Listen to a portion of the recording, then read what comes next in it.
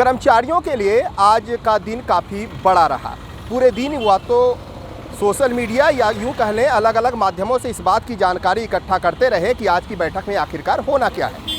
बैठक को लेकर पूरे दिन उत्सुकता बनी रही और बैठक के बाद क्या कुछ हुआ इस पर हर किसी की नज़र बनी रही। नमस्कार, आप न्यूज़ का टुकड़ देख रहे हैं और मेरा नाम सत्येंद्र है। हम आज उन तमाम प्रतिनिधियों के बीच पहुंचे हैं कि आखिरकार जब 2 घंटे की बैठक हुई, कर्मचारियों के दिग्गज नेता वहां मौजूद रहे और राज्य सरकार की बनाई कमेटी के चेयरमैन वहां पर मौजूद थे, तो क्या कुछ बातचीत हुई, क्या कुछ संकेत मिले या यूं कह लीजिए कि क्या कुछ कर्मचारियों को मिलने जा रहा है। बिना लाग लपेट के सीधा सवाल मनीष जी, कर्मचारियों को, शिक्षकों को और प्रदेश के उन तमाम एक बड़े वर्ग को जो कर्मचारी अलग अलग संगठनों से जुड़े हुए हैं, उनको क्या कुछ मिलने जा रहा है? आज की बैठक में चर्चा क्या हुई? आज की जो है बैठक थी, निश्चित तौर पे कर्मचारी अधिकारी फेडरेशन की बैठक थी। उसमें सभी विभाग के प्रांताध्यक्ष लगभग वहाँ पर उपस्थित थे और आज सभी विषय पर उन्होंने वहाँ पर रखा गया। और जो सहायक शिक्षकों की बात है, हमने प्रमुखता के साथ सहायक शिक्षकों की जो वेतन में विसंगति है उसके बारे में इस बात को उठाया है। उन्होंने कहा है कि इस पर हमने शिक्षा विभाग के सेक्रेटरी जी से बात हो चुकी है और आने वाले जो भी जैसा भी रहेगा विभाग से मिलकर इसको दूर किया जाएगा। और डीए के संबंध में भी चर्चा हुई है। डीए के संबंध में भी उन्होंने यहाँ से उनके द्वारा यह आश्वस्त किया गया कि जल्दी से इससे सीएम साहब से मिलकर इस पर त्वरित निराकरण लिया जाएगा। और पुरानी पेंशन की जो बहाली वाले मुद्दा है, ये भी लगभग पूरे भारत देश में छाया हुआ है। जब से राजस्थान अशोक गहलोत जी की सरकार ने कर दिया है, पुरानी पेंशन बहाली होने के जो आज की बैठक लगा, उसमें ऐसा लगता है कि पुरानी पेंशन की बहाली इस बजट सत्र में कर दी जाएगी। जब सबसे पहले हमारी खबर आई और उसमें इस बात का जिक्र था कि वेतन विसंगति के मुद्दे पर चर्चा होगी, तो कई सारे लोग इस बात को लेकर काफ़ी ज़्यादा आशंकित हो गए कि वेतन विसंगति का मुद्दा शिक्षकों से जुड़ा हुआ है, अलग अलग वर्गों से जुड़ा हुआ है, या यूँ कह लीजिए कि हर कर्मचारी वर्ग में अलग अलग मुद्दों पर वेतन विसंगति है। तो इन मुद्दों पर क्या चर्चा हुई? वेतन विसंगति को लेकर आज काफ़ी ज़्यादा आप सोशल मीडिया या व्हाट्सएप ग्रुपों को देखेंगे तो काफ़ी ज़्यादा लोगों के बीच में एक बहस का मुद्दा था। वेतन विसंगति के मुद्दे पर क्या कुछ आसार नज़र आ रहे हैं, या यूँ कह लें कि जिस तरह से 2 महीने पहले की आवाज़ उठी थी वेतन विसंगति की, खास करके शिक्षकों की बात कर ले तो नवंबर और दिसंबर में तो ऐसा लग रहा था जैसे पूरा आंदोलन खड़ा हो जाएगा, लेकिन उसके बाद दिसंबर के बाद से आवाज़ ऐसी खामोश हुई वेतन विसंगति की और प्रमोशन के मुद्दे में दब गई, तो लगा कि नहीं कि वेतन विसंगति का कोई मुद्दा है। आज फिर से वेतन विसंगति का मुद्दा जब उठा है तो लोगों की उत्सुकता वेतन विसंगति पर जागी है। वेतन विसंगति को लेकर क्या कुछ गंभीर चर्चा हुई? जैसे कि ये अधिकारी कर्मचारी फेडरेशन का संगठन था, उसमें लिपिक वर्ग में वेतन विसंगति की बात सामने आई और जो है स्वास्थ्य विभाग में भी वेतन विसंगति के मुद्दे पर बात हुई है और सहायक शिक्षकों और शिक्षकों में भी वेतन विसंगति के मुद्दे पर चर्चा हुआ है। उसमें उनका कहना यह था कि इस पे जो है सभी विभागों से और सभी विभाग के डायरेक्टर से इसमें सहमति लिया जा रहा है और बहुत जल्दी इसका निराकरण किया जाएगा, क्योंकि बहुत सारे विभागों में वेतन विसंगति की समस्याएं हैं। सहायक शिक्षकों में न होकर बहुत सारे विभाग में भी वेतन विसंगति की समस्या है। तो इस संदर्भ में क्या कुछ निराकरण मिलने की उम्मीद नज़र आ रही है? उनके द्वारा यह कहा गया कि आपके जो विभागीय सेक्रेटरी साहब हैं उनसे इस विषय में चर्चा हो रही है। ये पहले भी मुद्दा है, क्योंकि अधिकारी कर्मचारी फेडरेशन में पहली मांग यही है वेतन विसंगति का, तो उस पर सबसे पहले चर्चा हुआ। बाकी सभी जितने भी 14 बिंदु थे उस पर भी सभी विषय पर चर्चा किया गया। माननीय कमल वर्मा जी सभी विषयों का बिंदुवार उन्होंने रखा गया, उनके द्वारा सबको सुना गया। और रहा सवाल सहायक शिक्षकों की वेतन विसंगति का, तो जैसे आप अभी बोल रहे थे कि एक बार आवाज़ उठी थी आंदोलन के बाद, चूँकि माननीय मुख्यमंत्री जी ने कहा था कि बहुत जल्दी इसमें बड़ी सौगात देंगे। शिक्षा आप लोग बच्चों की चिंता करें, आपके सहायक शिक्षकों की चिंता हमें करना है, तो निश्चित तौर पर इसलिए अभी 1-2 महीनों से, लेकिन विभिन्न मौक़ों पर जैसे उन्होंने कहा था कि जब हमारा आंदोलन हो रहा था कि केंद्र सरकार हमें पैसा जारी कर देगा तो आप लोग की जो समस्या उसको दूर कर दिया जाएगा। जैसे केंद्र सरकार ने पैसा दिया था, उसके बाद हमने लगातार ट्वीट किया था, माननीय मुख्यमंत्री जी तक बात पहुंचाने का प्रयास किया, सभी विभागीय मंत्रियों से भी मिले थे और विभाग के सचिव लोगों से भी इस पर चर्चा किए थे। माननीय मुख्यमंत्री जी आंदोलन के समय में बोले थे कि अगर केंद्र सरकार हमारा 20,000 करोड़ रुपये देता है तो इसका निदान कर दिया जाएगा। उसके बाद भी बड़े दुख के साथ कहना पड़ रहा है कि आज भी सरकार का 14 बजट पेश होने वाला है, लेकिन सहायक शिक्षकों की जो समस्या थी आज भी वैसी बनी हुई जो लगातार पूर्ववर्ती सरकार में भी बनी हुई थी और इस सरकार में अभी तक बनी हुई है। उस पर अभी तक जो है मैं यह आश्वस्त नहीं कर सकता अपने साथियों की इसकी समस्या कब तक दूर हो जाएगी, क्योंकि अधिकारी के द्वारा ऐसा किसी भी प्रकार का कुछ बोला नहीं गया। इतना ही बोला जाता है कि यह समस्या जो है बहुत जल्दी इसका निराकरण किया जाएगा। सरकार इस पर गंभीर है, बहुत जल्दी आप लोग को सौगात देंगे, लेकिन कोई दिन तिथि और कैसे दूर करेंगे इस बारे में अभी विभाग के द्वारा कोई संज्ञान नहीं लिया गया है। सर, क्या कुछ बैठक में जो चर्चाएं हुई तो क्या कर्मचारी हित में कुछ अच्छे फैसले की उम्मीद कर सकते हैं? बैठक में सारे कर्मचारी संगठनों के लोग थे, सबने अपनी अपनी बातें रखी और चेयरमैन साहब ने इस बात को कहा कि हम विभाग वाइज बैठकें लेके उस पर निराकरण की ओर पहुँचेंगे। और क्योंकि सबकी बात यहाँ पे एक साथ रखने से बहुत सारी जानकारियाँ उपलब्ध नहीं हो पा रही हैं, इसलिए विभाग सह बैठक हम लेंगे। ये जो है निराकरण की ओर कहीं न कहीं के उसको निराकरण की ओर जाने का एक प्रयास है। और हो सकता है कि विभाग से जब बैठक हों उनमें सारी बातें विभाग की रखी जाएं और विभागीय जो संगठन है वो भी वहाँ मौजूद रहेंगे, तो निश्चित रूप से कहीं न कहीं निराकरण की ओर कदम आएगा। जब आपको देखते हैं तो लगता है कि पुरानी पेंशन की बातें बिना कर्मचारी संगठनों की जो वो तमाम मांगे हैं, चाहे 14 हो, चाहे 15 हो, चाहे हर आंदोलन हो, वो अधूरी होती है। आप लोग उस वक्त भी आवाज़ बुलंद कर रहे थे जब कहीं भी उम्मीदें नहीं थी पुरानी पेंशन को लेकर। आज जब आप लोग बैठक में शरीक हुए तो क्या पुरानी पेंशन को लेकर बातचीत हुई और क्या उम्मीद जगी है? पुरानी पेंशन को लेके कर्मचारी अधिकारी फेडरेशन की जो बैठक थी आज पिंगुआ साहब कमेटी के सामने, उससे एक सकारात्मक बात ये आई कि जब हमने उनको बजट का एक आकलन दिया कि सरकार बोलती है भार पड़ेगा, सरकार बोलती है ये पड़ेगा वो पड़ेगा, जब हमने एक आकलन दिया तो उनके चेहरे पे एक मुस्कुराहट आई और उनकी एक मन की बातें भी निकली कि चलिए आपके लिए तो बजट में प्रावधान हो रहा है, आपकी पुरानी पेंशन बहाल हो रही है। तो ये बहुत अच्छी खबर है। और जैसे हमने बात रखी कि राजस्थान में पुरानी पेंशन बहाल हुई, वैसे ही हमारे राज्य में भी बहाल हो और वित्तीय भार नहीं आएगा, आने वाले 20 से 30 साल के बाद आएगा, जो भी भार आएगा उस समय की सरकार देखेगी। तो उनकी जो मुस्कुराहट थी वो बहुत आनंद आज दिया, आनंद आया और हमारी ये 3 साल की लड़ाई बहुत ही सुखमय हो रही है। सर, महंगाई भत्ता या यूँ कह लीजिए कि कर्मचारियों के हित का मुद्दा जब जब आता है, आप लोग सबसे अंजाम की परवाह किए बगैर आप लोग एक अग्रणी तौर पर उसकी अगुवाई करते हुए नजर आ रहे हैं। आज जब बैठकों का दौर जब चलता है तो लगता है कि उन मांगों पर कुछ ना कुछ सरकार गंभीर है, सरकार विचार कर रही है। दूसरे दौर की वार्ता और पहले दौर की वार्ता में क्या फ़र्क आपने देखा और दूसरे दौर की वार्ता के बाद क्या उम्मीद कर रहे हैं? पहले दौर के वार्ता में हमने पिंगुआ कमेटी के सामने 14 सूत्री बिंदु पर हमने अपना ब्रीफिंग रखा था। हर विभाग में, चाहे वो लिपिक हो, शिक्षक हो, पटवारी हो, हर कर्मचारी संवर्ग का मुद्दों को हमने डिटेल में सिनॉप्सिस बना के हमने सबमिट कर दिया।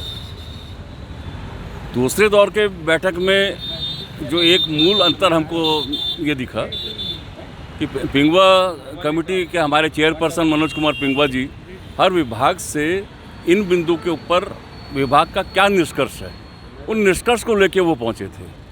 उन्होंने अपने मुद्दों को बताया।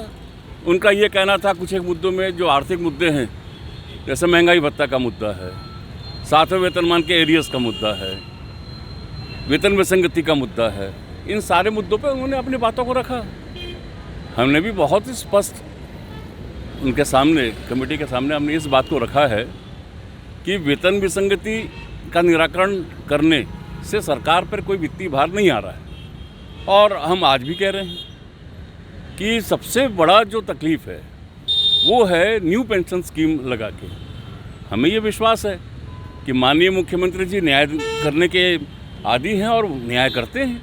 हमको विश्वास है कि ओल्ड पेंशन स्कीम वो ज़रूर लागू करेंगे और केंद्र सरकार ने जो बहुत बड़ी गलती किया था उस गलती का एक सुधार होगा। छत्तीसगढ़ राज्य भी अपना मिसाल पेश करेगा माननीय मुख्यमंत्री जी से, हमने यही उम्मीद किया है। और आज पिंगुआ कमेटी के सामने भी हमने, हमारे जो संयोजक है उन्होंने और हम सब ने मिलकर इस बात को रखा है। सर, आप लोगों ने 14 सूत्री मांगे रखे थे। जाहिर सी बात है कि जब चर्चाएं होती है तो कुछ प्रमुख बिंदु होती है जिस पर आप लोगों का फोकस रहता है, या कर्मचारी फेडरेशन चाहता है कि प्रमुखता से इन बिंदुओं पर चर्चा हो जाए। तो 14 सूत्री मांगों पर आज की बैठक में कौन से ऐसे बिंदु थे जिस पर आप लोगों ने चर्चा चाही और जिस पर आप लोगों ने अपनी बातों को रखा? सत्येंद्र जी, एक बात तो बहुत स्पष्ट है, हमने जो 14 सूत्री बिंदु रखा ये मांग पत्र नहीं है। हमारे लिए 14 सूत्री के प्रत्येक बिंदु उतना ही महत्वपूर्ण है, पहला नंबर का भी उतना ही महत्वपूर्ण है और आखिरी में हमने पेंशनर्स का जोड़ा, वो भी उतना ही महत्वपूर्ण है। वेतन विसंगति, सहायक शिक्षक का वेतन विसंगति है, शिक्षकों का वेतन विसंगति, लिपिकों का वेतन विसंगति, वो भी महत्वपूर्ण है। क्रम महत्वपूर्ण नहीं है, हम हर बिंदु पे हमारे लिए महत्वपूर्ण है। महंगाई भत्ता भी हमारे लिए महत्वपूर्ण है, गरीबाड़ा भत्ता भी हमारे लिए महत्वपूर्ण है। पूरे इतने बड़े 2.5-4.5 लाख कर्मचारी के सारे समस्याओं को हमने समायोजित करके 14 बिंदु हमने बनाए और हम उम्मीद कर रहे हैं हम 14 बिंदु पे हम बात करेंगे। हम किसी एक मुद्दे के लिए अड़े नहीं है। हमारा ये कहना है महंगाई भत्ता एक वेतन का भाग है, सरकार को उसे देना चाहिए, वो it is a part of पे। दूसरी बात ये है कि गृह भाड़ा भत्ता आज भी सरकार हमको 6वें वेतनमान के ऊपर दे रहा है। 7वां वेतनमान लागू हो गया, 1/16 से लागू हो चुका, तो वो गृह भाड़ा भत्ता मिलना चाहिए। हम कह रहे पेंशनर्स के मुद्दे पे आना चाहिए। पेंशनर्स में जो पहले जाता था, मध्य प्रदेश में जाया करता था निराकरण के लिए, आज हमारे प्रयास से छत्तीसगढ़ कर्मचारी अधिकारी फेडरेशन कमल वर्मा जी के नेतृत्व में हम इस सफलता को पाए कि आज रायपुर के अंदर पेंशनर प्रोसेसिंग सेल का गठन हुआ और बहुत सारे मामलों का निराकरण अब छत्तीसगढ़ में हो रहा है।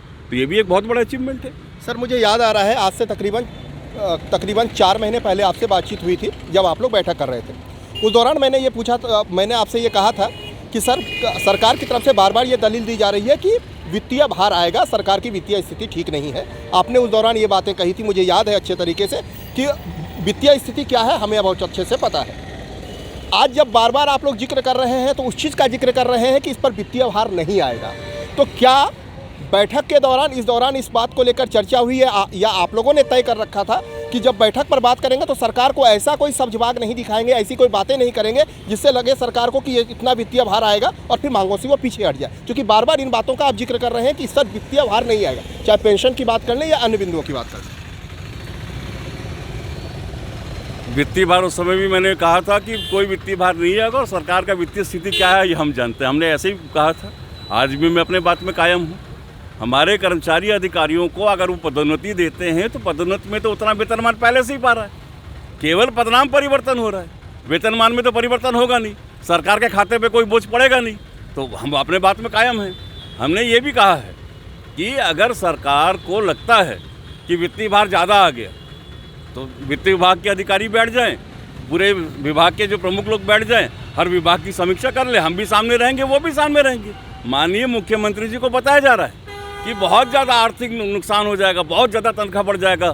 हमारे सहायक शिक्षकों का इतना बड़ा आंदोलन चला, इनका क्या कहना है कि हमको 4200 ग्रेड पे दे दो, 300 रुपये का अंतर आएगा उसमें। कोई ज़्यादा वित्तीय भार नहीं आने वाला है। माननीय मुख्यमंत्री जी चाहेंगे तो बहुत ही आराम से ये सारे मामलों का निराकरण हो सकता है और हम यही उम्मीद कर रहे हैं। सर, आखिरी सवाल, इस बैठक की आखिरी परिणति क्या होगी? क्या जिन मांगों पर चर्चा हुई वो मांगे स्वीकार हो जाएगी या बैठक का अलग अलग दौर चलता रहेगा? जिस तरह से तारीखें अलग अलग आ रही है, पहले दौर की वार्ता, दूसरे दौर की वार्ता, फिर तीसरे दौर की वार्ता, फिर अंतहीन वार्ता। तो ये वार्ता का सिलसिला एक लंबा सिलसिला तो नहीं चलेगा। आज की बैठक के बाद क्या उम्मीद करें? एक कोई परिणाम की तरफ बढ़ रहा है ये कमेटी का निष्कर्ष, या यूँ कह लें कि अगली बैठक चलेगी? बैठकें करके हमारे उच्च अधिकारी ये कोशिश कर रहे होंगे कि कहीं से थोड़ा बहुत माइल्ड हो जाएंगे कर्मचारी नेता। हो सकता है इनके अपनी बातों में कोई कंट्रोवर्सी उत्पन्न हो जाए तो हम उस बात को पकड़ लें। हम अपना हमेशा से एडमेंट है।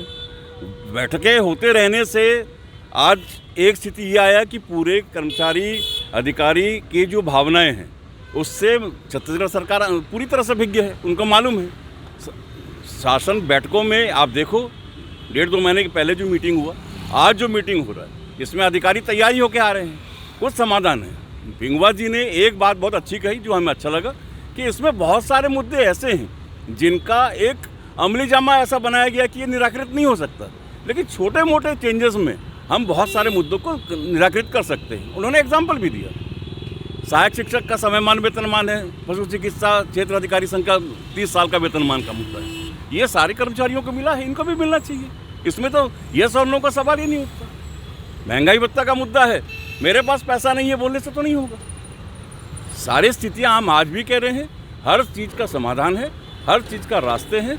बैठेंगे, बैठ के करेंगे, मिलकर सरकार को हम अवसर दे रहे हैं, सरकार भी हमको तौल रही है, और सरकार जब चाहे तो सरकार है। माननीय भूपेश बघेल जी की जिस दिन इच्छा हो जाएगी सारे वेतन में संगति दूर हो जाएगा, सारे के सारे मुद्दे समाप्त हो जाएंगे। हम तो इस चीज़ को मान के चलते हैं कि ओपीएस का जो पूरा राष्ट्रव्यापी मुद्दा है, इतना बड़ा मुद्दा है जिसको हाय तौबा बनाया जा रहा है, बहुत आसानी से माननीय मुख्यमंत्री जी इसका समाधान कर सकते हैं। विल पावर उनमें है, इच्छा शक्ति उनमें है। प्रतिबद्धता जिस दिन तय कर लेंगे कर्मचारी बल्ले बल्ले हो जाएगा, उनका भी जिंदाबाद होगा। मतलब दीपावली में जिस तरह से बेरंग गुजरी, होली बेरंग नहीं जाएगी, ये उम्मीद कर सकते हैं। कुछ अच्छी सकारात्मक चीज़ें जो है बैठक में नजर आ रही है। 9 रंग हैं मुख्यमंत्री जी के हाथ में, रंग बिखेर दे, होली सब लोगों का 9 रंग में आ जाएगा। सरकार का भी जिंदाबाद, हमारा भी जिंदाबाद, हमारे परिवार भी जिंदाबाद, सर के साथ जिंदाबाद। हम सरकार को हर बार और कहते हैं, माननीय मुख्यमंत्री जी को भी कहते हैं कि हम एक कर्मचारी नहीं है, एक कर्मचारी के साथ उसके 4 लोग हैं। 4.5 लाख कर्मचारी का अर्थ होता है 25 से 30 लाख लोग। तो इतने सारे लोगों को जब माननीय मुख्यमंत्री जी मोबिलाइज करेंगे तो स्वाभाविक रूप से उनका गुणगान होगा, उनको लाभ ज़्यादा होगा। हमारा क्या है, आगे भी हम कर्मचारी हैं, आगे भी रहेंगे।